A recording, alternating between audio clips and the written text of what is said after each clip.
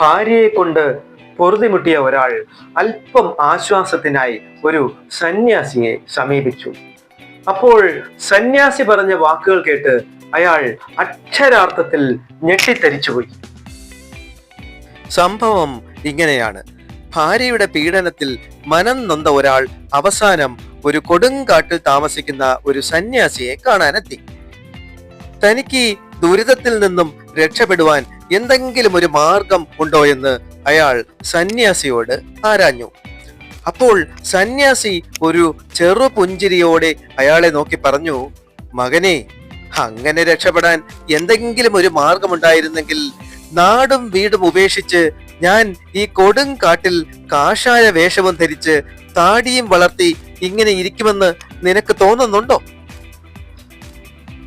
പ്രിയപ്പെട്ടവരെ, പ്രശ്നങ്ങൾ ജീവിതത്തിന്റെ ഭാഗമാണ്. പ്രശ്നങ്ങളിൽ നിന്നും ഓടി രക്ഷപ്പെടാൻ ശ്രമിക്കുന്നത് ഒരിക്കലും ഒരു പരിഹാര മാർഗമല്ല. മറിച്ച് പ്രശ്നങ്ങളെ ബുദ്ധിപരമായും സമചിത്തതയോടെയും നേരിടുക എന്നതാണ് മുഖ്യ കാര്യം.